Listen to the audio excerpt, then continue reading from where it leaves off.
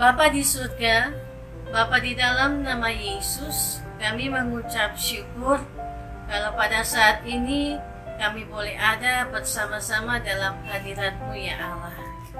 Biarlah pimpinan Roh Kudus menolong kami semua di dalam mendengar firman-Mu, memberkati semua alat yang kami pakai, jaringan, sehingga siaran doa renungan malam ini boleh menjadi bagian berkat bagi kami semua. Berfirmanlah bagi kami ya Allah, di dalam nama Yesus Kristus kami berdoa dan mengucap syukur. Amin. Malam baik bagi kita semua, saudara yang diberkati Tuhan ya.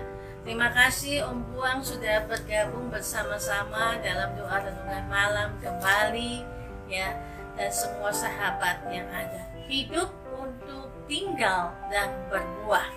Karena setiap hari kita hidup ini dan tinggal bersama-sama dengan orang-orang yang hidup. Kita hidup bersama, menjalin relasi, berinteraksi, berkomunikasi dalam koordinasi dan konfirmasi waktu dengan setiap orang-orang yang hidup. Kita tinggal dalam ruang batas waktu yang berbeda, tetapi hidup ini terus berjalan di dalam ruang batas dan waktu yang berbeda. Oleh karena itu kita mensyukuri setiap hidup pemberian Tuhan untuk kita tetap tinggal bersama-sama di dalam satu persekutuan dan juga tinggal bersama-sama di dalam sebuah penyertaan yang besar dalam berkat Tuhan. Ibu bapak saudara yang diberkati oleh Tuhan Yesus Kristus, hidup untuk tinggal dan berbuah mengajak kita bersama-sama merefleksikan bagian bacaan pada malam hari ini yang terambil dari Injil Yohanes pasal 15 ayat 4 sampai dengan ayatnya yang ke-8. Yohanes pasal 15 ayat 4 sampai ayatnya yang ke-8. Tinggallah di dalam aku dan aku di dalam kamu. Sama seperti ranting tidak dapat berbuah dari dirinya sendiri kalau ia tidak tinggal pada pokok anggur. Demikian juga kamu tidak berbuah jikalau kamu tidak tinggal di dalam aku. Akulah pokok anggur dan kamulah ranting-rantingnya. Barang siapa tinggal di dalam aku dan aku di dalam dia, ia berbuah banyak. Sebab di luar aku kamu tidak dapat berbuat apa-apa. Barang siapa tidak tinggal di dalam aku, ia dibuang keluar seperti ranting dan mencari kering. Kemudian dikumpulkan orang dan dicampakkan ke dalam api lalu dibakar. Jikalau kamu tinggal di dalam aku dan firmanku tinggal di dalam kamu, mintalah apa saja yang kamu kehendaki dan kamu akan menerimanya. Dalam hal inilah Bapakku dipermuliakan jika kamu mau berbuah banyak, dan dengan demikian kamu adalah murid-muridku. Saudara yang diberkati Tuhan, demikian firman Tuhan yang kita baca pada malam hari ini. Hidup, tinggal, dan berbuah.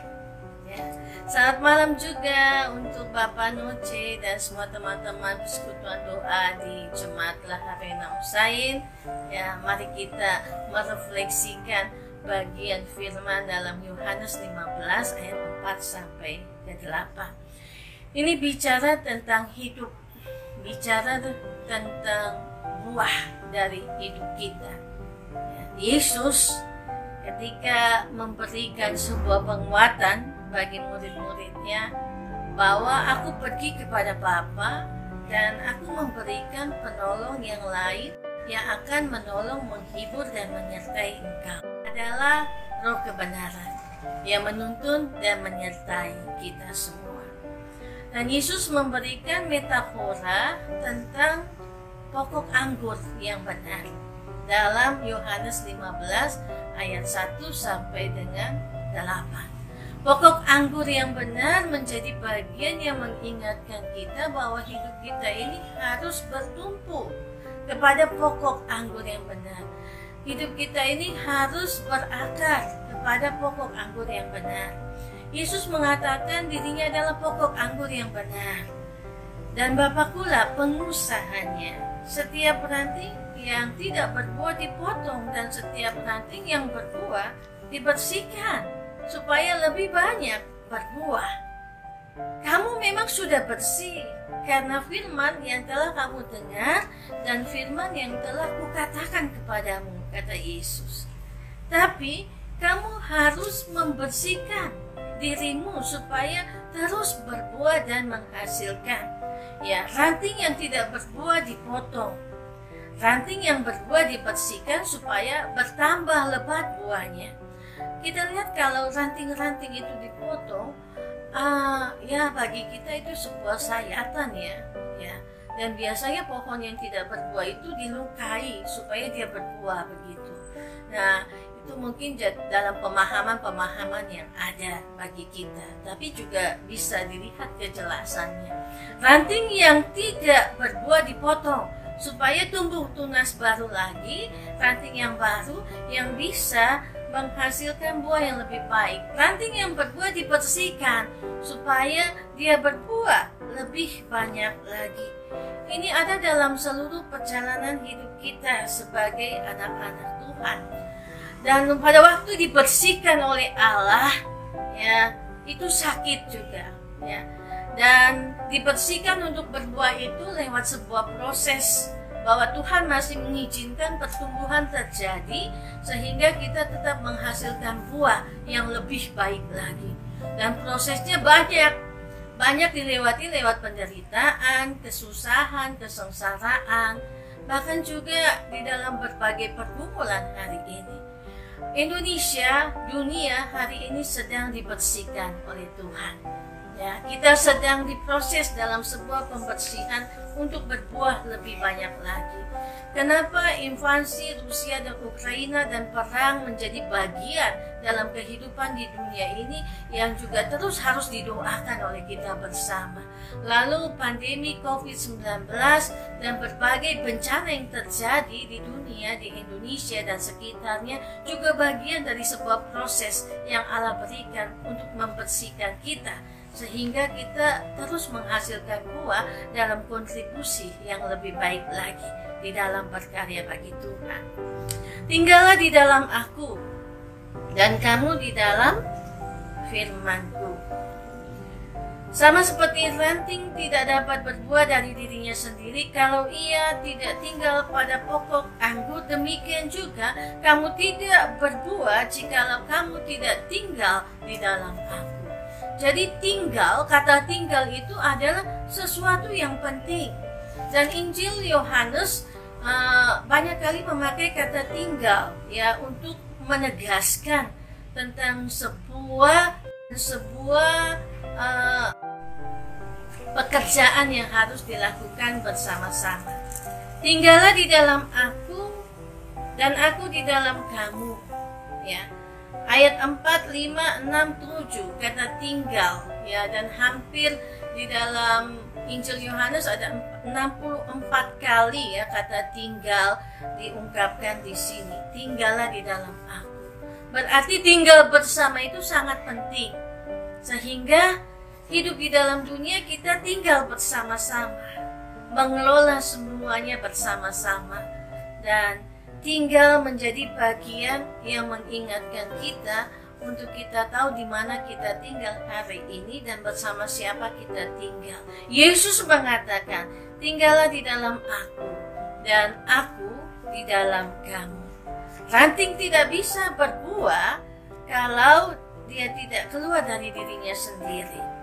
Kalau ia tidak tinggal kepada pokok anggurnya, demikian juga kamu tidak berbuah jika kamu tidak tinggal di dalam aku. Ya, tinggal melakukan sebuah pekerjaan, tinggal ada dalam sebuah proses. Hidup, tinggal, dan berbuah adalah proses yang sedang dijalani hari ini oleh kita semua dalam seluruh perjalanan yang Tuhan berikan. Saya mengatakan dalam sebuah refleksi hari ini, hidup itu adalah perjalanan, dan perjalanan ada waktu dan batasnya.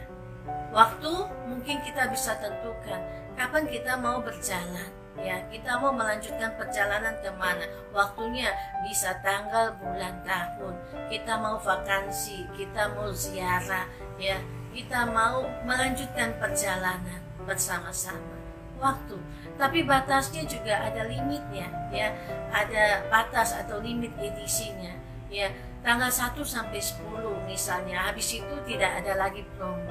Jadi perjalanan hidup kita ini ada waktu dan batasnya, bukan kita yang mengatur seperti tur atau batas perjalanan yang diberikan.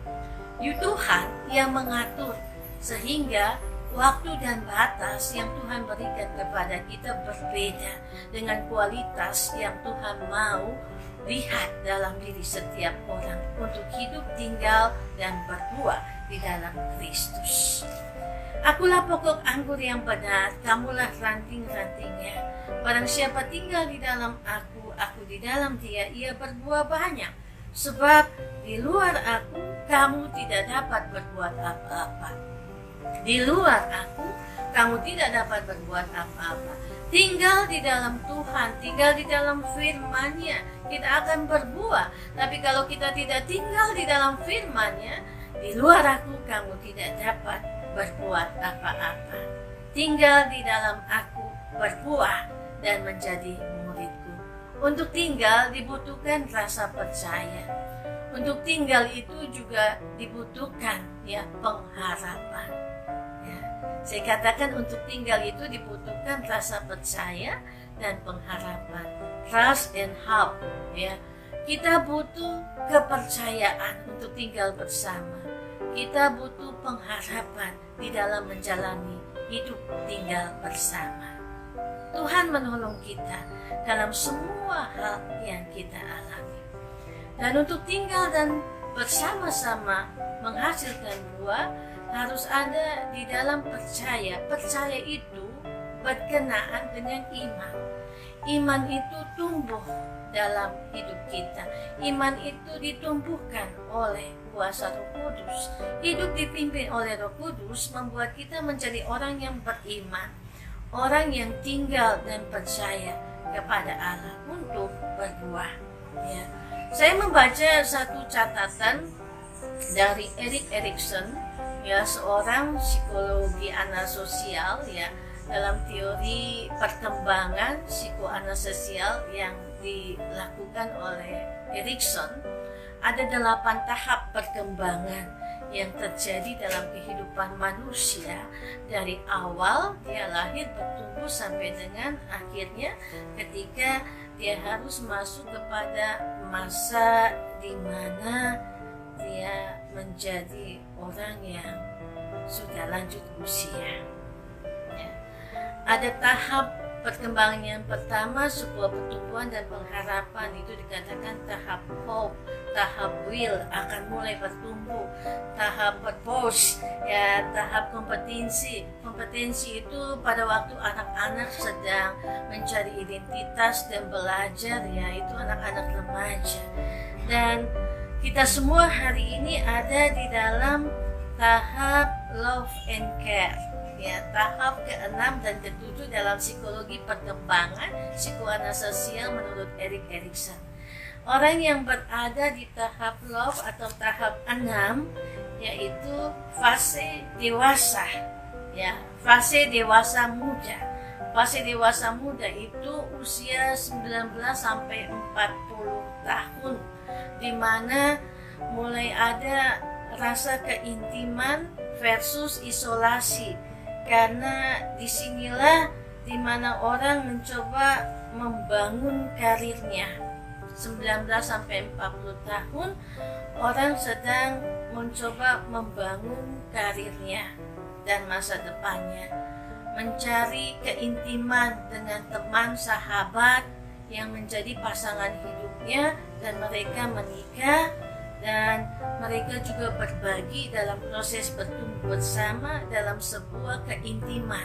Ya, keintiman ini bukan hanya keintiman secara pribadi, tapi juga keintiman dengan Tuhan. Ya, dan orang yang menutup diri, yang mengisolasi dirinya, dia tidak akan melewati proses atau fase ini secara baik. Oleh karena itu, fase dewasa adalah fase yang paling sulit dalam perkembangan psikoanalisosial menurut Erikson. Dan ada di antara kita hari ini yang berada di fase itu, di umur 19 sampai 40, dalam membangun keintiman dan membangun karir kita. Saudara, berbuah dan menghasilkan adalah sebuah proses pembangunan. Pembangunan yang dimulai dalam keintiman hidup bersama untuk saling mengenal dan memutuskan satu komitmen bersama dalam sebuah pernikahan, atau mengambil komitmen untuk mandiri dan melakukan banyak hal dalam hidupnya secara baik. Lalu fase yang ketujuh yaitu care atau peduli. Peduli itu dikatakan orang dewasa parubaya, dewasa menengah, umur 41 sampai 65 tahun. Saya ada di fase itu, fase di mana care, peduli, dan juga ada dalam sebuah versus stagnasi. Karena dalam psikologi sosial perkembangan pada fase ini kita menjadi orang yang suka berbagi karena kita sudah mendapatkan karir kita, dan di puncak karir kita dalam keberhasilan kita punya ide-ide yang luar biasa, kita punya kontribusi yang kita berikan bagi banyak orang dan sudah berbuat banyak, sehingga fase yang ketujuh, care atau usia parubaya 41 sampai 65 tahun seperti saya, 48-90 tahun, adalah sebuah tempat di mana kita senang memberikan kontribusi dalam banyak hal dalam kesuksesan karir yang sudah kita capai dan di puncak karir kita. Ada juga stagnasi di mana ketika ide-ide kita tidak dihargai oleh orang lain, kita menjadi orang yang stagnasi, merasa tidak berguna lagi.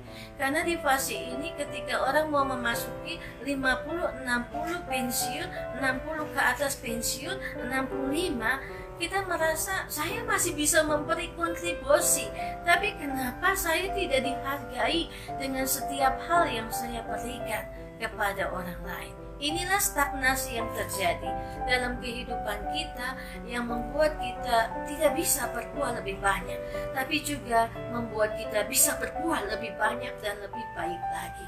Itulah yang dikatakan oleh Injil Yohanes pasal 15 ayat 4 sampai 8. Barang siapa tidak tinggal di dalam aku, ia dibuang keluar seperti ranting dan menjadi kering, kemudian dikumpulkan orang dan dicampakkan ke dalam api lalu dibakar. Jikalau kamu tinggal di dalam aku dan firmanku tinggal di dalam kamu, mintalah apa saja yang kamu kehendaki, kamu akan menerimanya. Kita berada di dalam tahapan ini untuk menjadi orang yang care, orang yang peduli, orang yang punya tujuan dalam hidup dan memberikan kontribusi dalam hidup kita bagi perkembangan banyak orang. Tapi kita juga mau mendedikasikan legasi warisan hidup kita kepada anak-anak, cucu dan keturunan kita. Nah, nanti di akhir di fase ke-8, legasi itu, warisan itu menjadi sesuatu yang ditanamkan luar biasa ketika bertumbuh dan berbuah di dalam Tuhan. Yang diwariskan oleh kita dalam hidup adalah iman, percaya kepada anak-anak kita dan keturunan kita, untuk mereka ada di dalam tahap pertumbuhan dan perkembangan yang secara psikologi menuntut mereka untuk menemukan Tuhan dalam sebuah pengharapan yang diberikan Allah. Apa yang disampaikan oleh Erik Erikson dalam teologi psikologi perkembangan psikoanalisosial menolong kita melihat kembali keberadaan diri kita hari ini dalam tinggal dan berbuah bersama dengan Tuhan.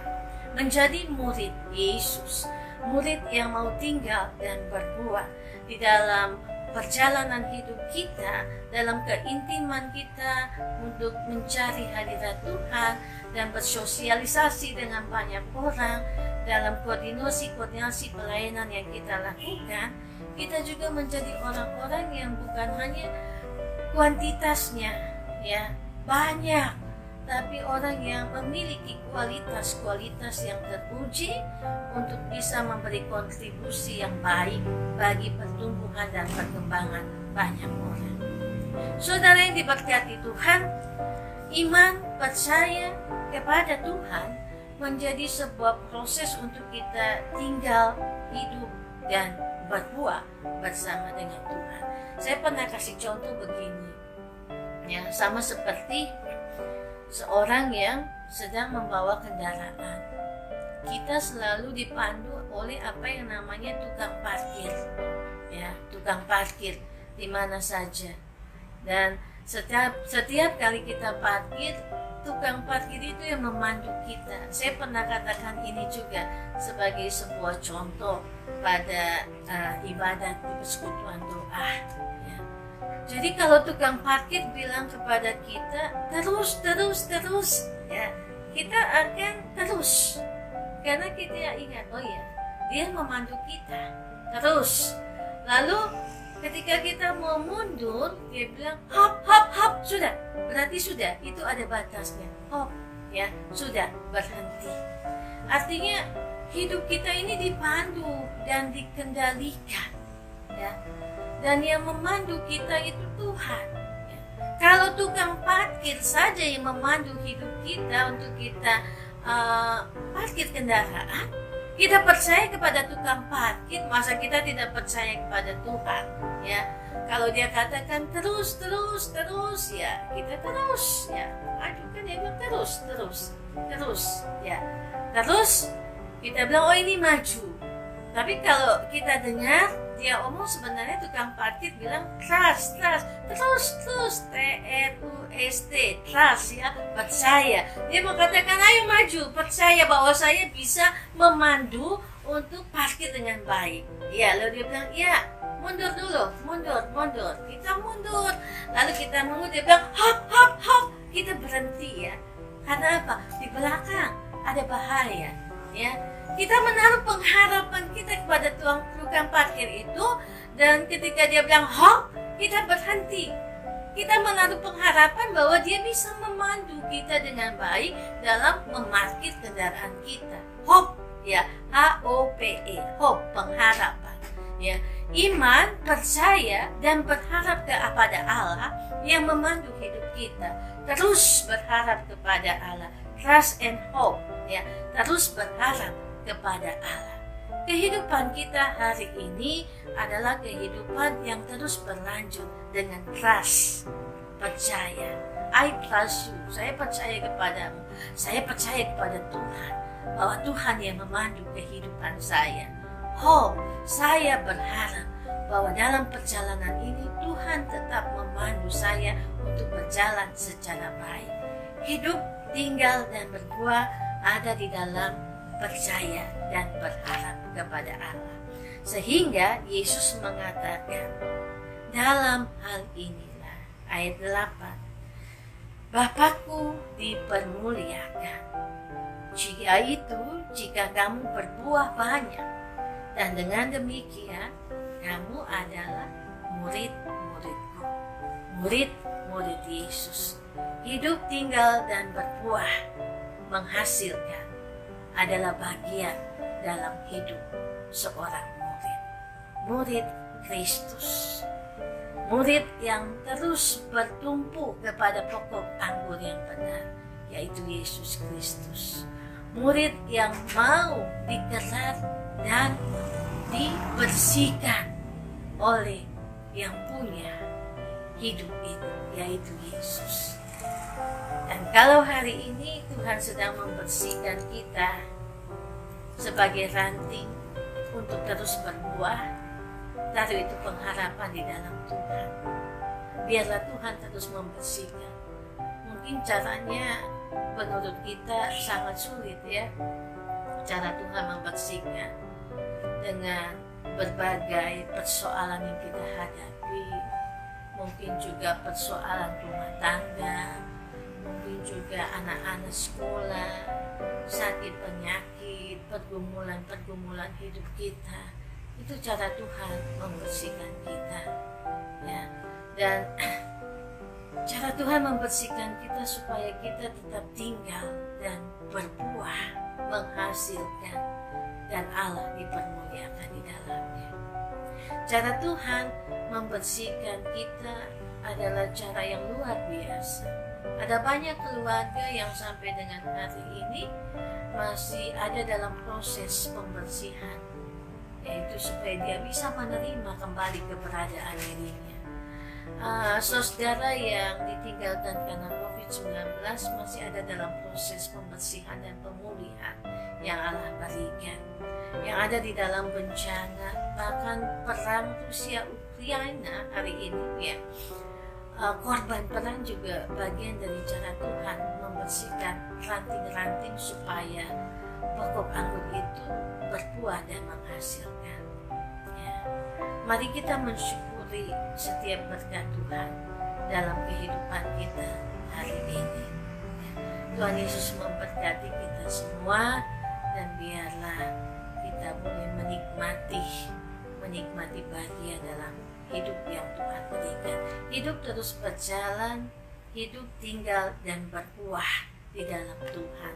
Tidak ada yang mampu menghentikan hidup kita kecuali Tuhan yang memberikan otoritas bagi kita untuk berhenti dalam perjalanan yang diizinkan Tuhan. Kalau hari ini kita masih diberikan kesempatan untuk berjalan dalam perkenanan Tuhan, berjalanlah sampai batas di mana kita bisa melangkah. Karena ketika kita tidak mampu lagi melangkah, Tuhan akan mengangkat dan menopang kita. Hari Minggu kemarin saya bersama-sama dengan keluarga, ya, ada pergi ke pantai, ya. Hari Sabtu dan hari Minggu pantai Tombolong. Dan pada waktu air sudah mulai surut, ya, saya bermain di pantai, saya jalan di atas pasir, cukup berat sekali untuk melangkah di atas pasir, dan ada jejak-jejak langkah yang saya buat dalam perjalanan saya. Tapi tiba-tiba air pasang dan dia sapu bersih itu jejak-jejak langkah. Maka saya berjalan lagi dengan jejak langkah yang baru untuk naik ke atas.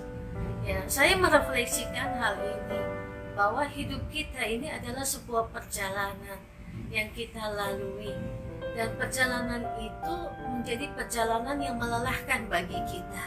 Tapi Tuhan menghapus semua yang melelahkan itu tanpa bekas dalam hidup kita, untuk kita memulai sebuah perjalanan yang baru lagi bersama dengan Tuhan dalam satu tujuan yang Tuhan berikan kepada kita. Itulah tujuan yang Tuhan buat supaya kita tinggal berbuah di dalam kebenaran firman Tuhan. Di belakang kita, langkah kita mungkin berat, dan Tuhan menghapus semua beban berat itu dan memikulnya kembali untuk kita berjalan kembali di masa kini bersama dengan Tuhan yang ada di depan kita. Allah yang hidup, Allah yang berkuasa, Allah yang tidak pernah meninggalkan kita. Mari kita satukan hati kita untuk kita berdoa bersama-sama. Kita berdoa. Bapa di surga, kami mengucap syukur kalau pada saat ini kami boleh ada dalam hadirat Tuhan. Kami boleh dengar firman Tuhan, kami dikuatkan bahwa hidup kami hari ini adalah hidup untuk tinggal di dalam Kristus, berbuah dan menghasilkan. Terima kasih banyak Tuhan Yesus. Biarlah kebenaran firman-Mu dimeteraikan di dalam hati kami. Fase hidup kami hari ini membuat kami ada di dalam sebuah pencapaian karir. Ada juga yang sudah di puncak karir dengan berbagai persoalan yang tidak pernah habis-habisnya, baik dalam rumah tangga, dalam keluarga, bahkan di tempat tugas kerja pelayanan kami. Tuhan berikan kami hikmat sehingga kami tetap hidup percaya, berharap kepada Allah yang tidak pernah meninggalkan kami untuk kami tetap tinggal di dalam Kristus. Kami berdoa malam hari ini bagi pemerintah bangsa kami, bagi dunia. Kami berdoa bagi kondisi situasi perang, korban perang hari ini yang menderita, bukan hanya di Rusia dan Ukraina, tapi di Indonesia dan semua sendi-sendi kehidupan dunia ini menjadi goyah. Ketika ada banyak terjadi pergesekan di situasi ekonomi, sosial, politik yang membuat banyak orang dalam penderitaan. Tuhan berikan hikmat sehingga kami juga boleh tetap melihat penyertaan berkat Tuhan untuk memulihkan kembali kehidupan kami dan dunia ini. Kami berdoa bagi Indonesia, kami berdoa bagi Republik ini, bagi para pemimpin yang Tuhan tempatkan. Biarlah masing-masing menjalankan tugasnya dengan baik. Kami berdoa di dalam nama Yesus bagi seluruh tanggung jawab pelayanan yang diberikan kepada teman-teman di pemerintahan, baik presiden, para bupati, para gubernur, para wali kota, dan secara khusus untuk Bapak Wali Kota Kupang di dalam melanjutkan tugas tanggung jawabnya. Allah memberikan hikmat, Allah menopang sehingga pekerjaan-pekerjaan yang menolong masyarakat membantu dia untuk bisa berbuah dan tetap tinggal di dalam firman Tuhan. Kami juga berdoa bagi keluarganya, kami berdoa bagi semua aparat pemerintah, kami berdoa bagi semua teman-teman, tenaga medis, nakes, kami berdoa bagi para polisi, tentara, dan seluruh angkatan keamanan yang bertugas. Kami berdoa bagi para pendidik di tengah-tengah persoalan hari ini untuk mencerdaskan anak bangsa, bukan hanya dalam edukasi dan juga di dalam emosional, tapi juga di dalam cerdas secara iman. Tuhan tolong sehingga para pendidik mampu melakukan tugasnya. Anak-anak yang akan melanjutkan sekolah, Allah memberkati dengan biaya, dengan kemampuan. Allah membuka jalan bagi setiap orang tua yang hari ini juga berharap bagi kesuksesan anak-anaknya, hidup masa depan mereka, karir, pendidikan mereka. Allah memberkatinya. Bapa di sorga, kami juga berdoa bagi yang sakit saat ini. Kami mengucap syukur untuk yang sudah sembuh dari sakit. Kami mengucap syukur untuk berkat Tuhan atas kehidupan mereka yang menikmati berkat-berkat Tuhan. Allah juga menjamah dan Allah menghampiri saat ini dengan darah Yesus yang berkuasa, yang sakit disembuhkan dan ditahirkan dalam kebenaran Allah, yang mengalami bagian sakit di kepala, di jantung, di paru-paru, di lambung, di kaki, di persendian.